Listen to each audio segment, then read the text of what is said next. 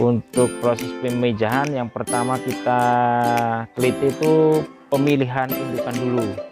Kita pemilihan indukan yang benar-benar indukan itu bagus. Satu itu pertama itu di perempuan, female, kalau dibilang di percepangan itu female. Jadi female itu kita lihat benar-benar telurnya yang sudah matang.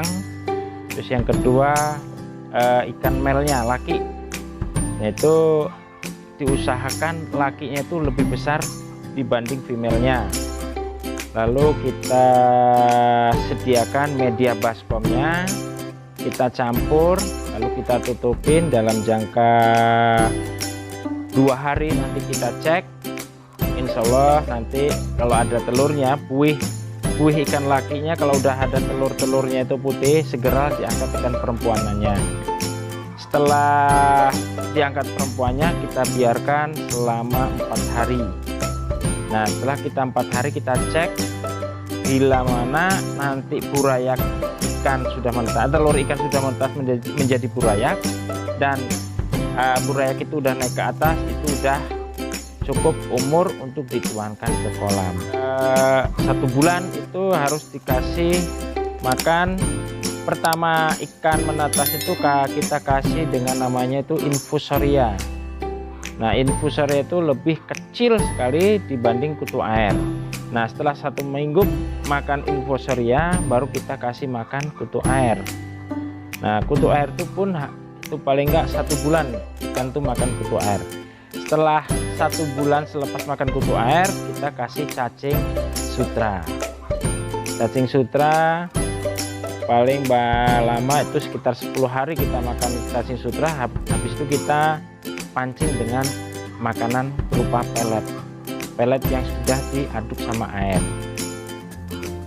Kita pancing makanannya pakai cacing sedikit, tapi ini tetap makan kutu air. Karena apa?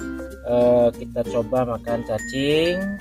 Nah, setelah kalau dia mau doyan udah makan cacing udah lahap, baru kita kasih cacing terus. Tapi sementara ini ada cacing sama kita beri kutu air.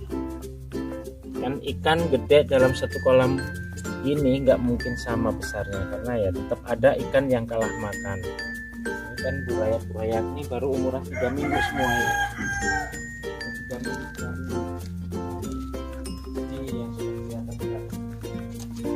Umur 3 minggu ini udah kelihatan ya, umur 3 minggu. Udah saya kasih makan cacing, saya coba kasih makan cacing. Untuk perawatan khusus paling kita terapkan ke ikan-ikan yang sudah siap jual, terutama ikan yang udah ada di soliter.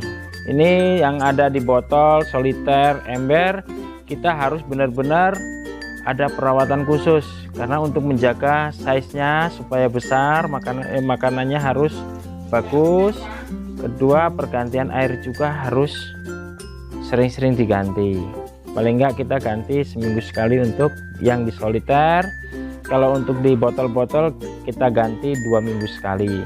Kalau di ember kita kocor aja itu 2 minggu sekali kita kocor, karena ada bolongan pembuangannya. Kalau di soliter ini 1 minggu sekali kita ganti air, supaya warna-warna ikannya harus terjaga nih, biar terjaga bagusnya. Kalau kita nggak jaga kebersihan airnya, ikan itu pasti nanti ada sakitnya, warnanya pun juga nggak bagus. Untuk menjaga kebersihan kolam, kita harus ada sirkulasi air. Nah, di tempat saya itu ada saya pasang paralon yang saya bolongin. Jadi setiap jam 3 sore saya kocor air itu. Jadi 1 paralon panjang 4 meter itu saya bagi jadi saya bikin lubang untuk 14 kolam. Jadi setiap hari dari jam 3 sampai sore kita rajin ngocor kolam. Jadi ada pergantian airnya, itu untuk menjaga kebersihan air. Kalau untuk virusnya banyak itu ya kita jamur lah, jamur, bukan virusnya, itu jamur, kebanyakan itu jamur sekarang nih, karena di cuaca penghujan ini kan cuaca dingin, sedangkan jamur berkembang di tempat-tempat yang lembab. Nah, kita berupaya gimana caranya ikan itu nggak terkena jamur. Kita harus berupaya, apa kita kasih obat, garam, daun ketapang ya, terutama kita pakai itu kebanyakan tuh sekarang ini daun ketapang lah yang lebih bagus untuk ikan, sama garam. Fungsi paranet itu di musim penghujan itu fungsinya untuk memecahkan air hujan, supaya air hujan jatuh itu udah jatuh dulu di paranet, dipecah dulu. Nah, nantinya air hujan itu turun ke kolam itu udah berupa seperti air krimis hujannya,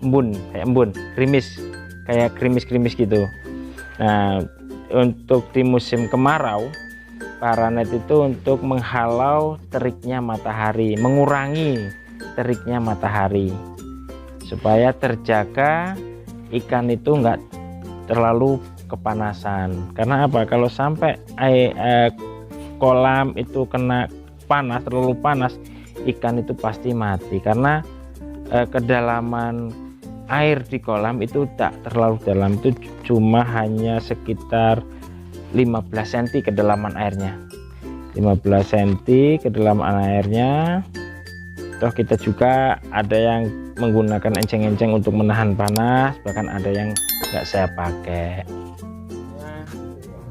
Banyak tempat ya, salah satunya di sini, ini tempat kultur kutu air. Di sana juga ada kultur kutu air, di sebelah sana di belakang juga tuh ada kultur air.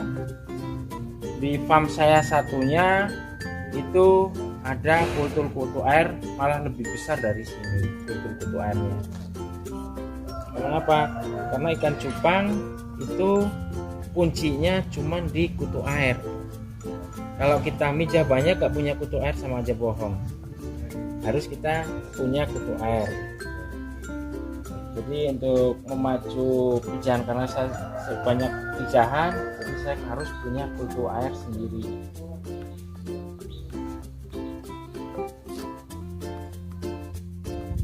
Ini burayak yang sudah berumur 1 bulan. Ini ada tanggal menetasnya tanggal 1 bulan 1 bulan lebih. Burayaknya udah alhamdulillah besar. Ini sudah makan cacing, sudah bukan kutu air lagi, tapi dia sudah makan cacing.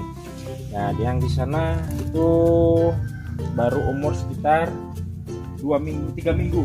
Yang di sini Ironman yang sudah berumur 2 bulan. Ini sudah berumur 2 bulan. Dia udah mulai mutasi menjadi merah kuper gitu. Dia mulai mutasi merah kuper. Ini nanti sisiknya ngeletek-letek gitu. Nanti ada goldnya, merah gold, ada kuper-kupernya muncul juga. Ini ikan sudah berumur 2 bulan. Nah, warnanya sudah mulai mecah.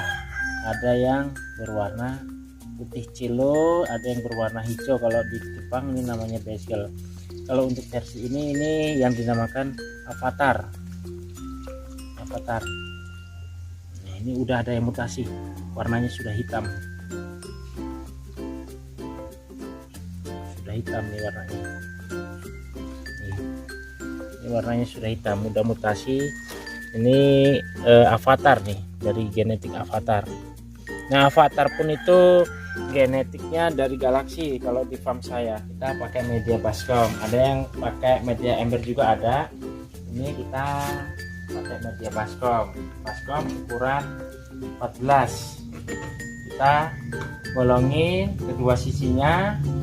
Nah, itu untuk memudahkan kita untuk pergantian airnya. Jadi air langsung kita pakai selang kocor, nanti ada pembuangan di sini. Nah, air kotornya itu terbuanglah dari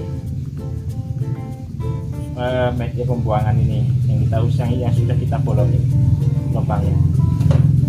Ini dia pembesaran ikan yang sudah kita panen, yang umur 5 bulan. Di sini paling lama kita 1 bulan kita taruh di sini. Setelah itu kita masukin ke botol untuk siap kita jual. Jadi media baskom nih pakai ember. Ini juga umurnya dari panen 5 bulan kita masukin ke ember. Nah, size nya sekarang udah besar nih.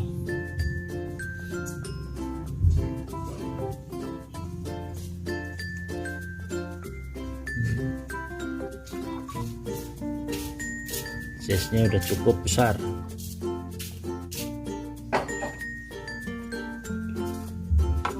Kan di media botol ya, toples yang udah siap jual.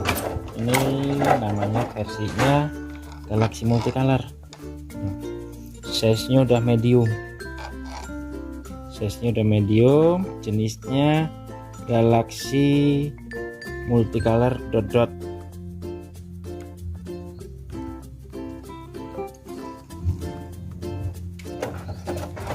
Media baskom atau ember yang kita masukkan ke botol ini udah grid B nya. Kalau top gridnya kita masukin ke media baskom seperti ini. Nah, media baskom itu pun harganya sudah berbeda, di baskom sama di botol ini harganya sudah berbeda. Kalau di baskom ini untuk Galaxy Multicolornya itu bisa mencapai 300 sampai 500.000 per ekor. Nah, kalau yang di botol kayak gini, ini ada yang 100, semuanya 40 sampai 100.000 untuk per ekornya.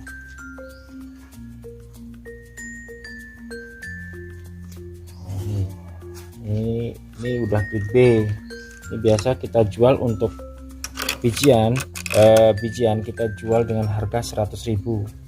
Kalau untuk partaian kita jual dengan harga 10 ekornya itu 700. Nah, ini yang grade-nya. Nah, kalau ikan yang grade model gini, ini grade C dibilang, ini kita jual dengan harga 10 ekornya 400.000.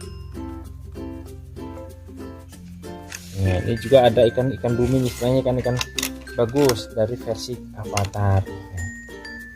Nah, karena ini avatar ini pecahan sisiknya itu kurang, makanya kita masukin ke grade B. Tapi tetap dia masih ada lin darah avatar. Ini dari lin avatar yellow. Ini dari avatar yellow. Versinya avatar yellow linnya. Untuk pemula yang mau belajar beternak cupang, itu kalau bisa jangan tanggung-tanggung, kita beli bibit yang benar-benar bibit itu yang bagus sekalian. Karena apa? Umur ikan yang bagus sama yang biasa panennya itu waktunya sama, 4 bulan atau 5 bulan kita panen. Kalau kita panen dengan dengan kualitas yang nggak bagus indukannya, nanti penjualannya juga pun susah. Tapi kalau kita indukan yang berkualitas, insya Allah penjualan kita pasti enak, pasti cepat jadi duitnya.